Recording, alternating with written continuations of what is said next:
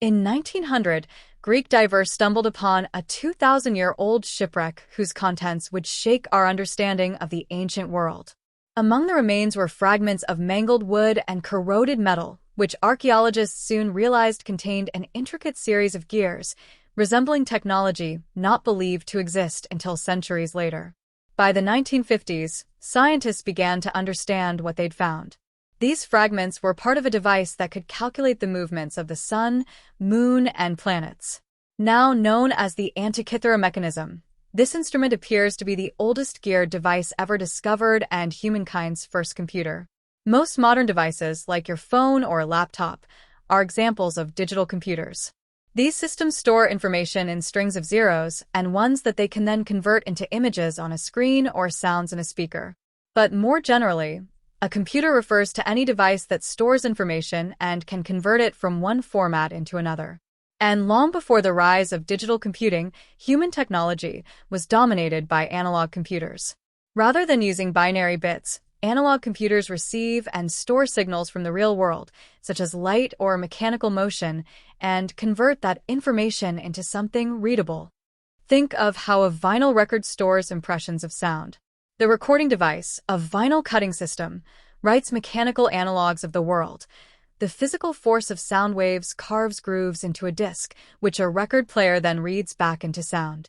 The Antikythera is the first known example of analog computing. So, how did it work? Ancient Greek astronomers knew that celestial bodies zoom predictably around the solar system. But to forecast events like solar eclipses, they'd need to perform calculations by hand. This device likely made that process much easier. Setting the dial to a specific day drove a series of gears to calculate that day's astronomical personality. Metallic hands pointed to the positions of the sun, moon, and what seemed to be the 5 then-known planets relative to the 12 constellations of the zodiac. And the Antikythera's features didn't end there. Another gear system likely spun a colored sphere representing the lunar phase.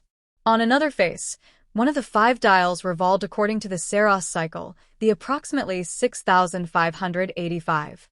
3 days it takes for the sun, moon, and Earth to return to their exact relative positions.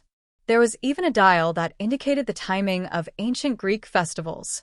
For the Antikythera, computation lived in the connections between gears. Each celestial body follows specific rules that govern its motion, positions, and quirks, like changing speeds and the moon's wobbly orbit. The fact that these ancient gears were precisely designed to compute not just one, but many of these rules simultaneously has astounded researchers.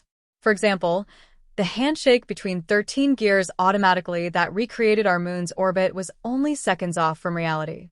Analog computers like the Antikythera are, in fact, more efficient than digital computers. For example, take a digital 4K movie represented by 100 billion binary digits. These bits are fundamentally devoid of an identity. They must be assembled by software on your TV or laptop and converted into the colors, motion, and sound that simulate the real world. While the exactness of binary code makes it reliable, digital logic requires abundance at the expense of efficiency.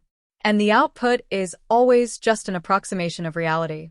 In contrast, consider an analog scale. When you step on this device, the force of your body weight presses down on a spring which rotates a dial to reveal a number. This computer converts mechanical force directly into numbers we can read. It's a continuous input. Weighing 150 pounds moves the spring more than weighing 149 pounds does. And by acting continuously rather than discretely, many experts argue that analog computers are more real than digital ones. This elegance of faithfully representing real information has renewed interest in analog tech and is even inspiring new technologies.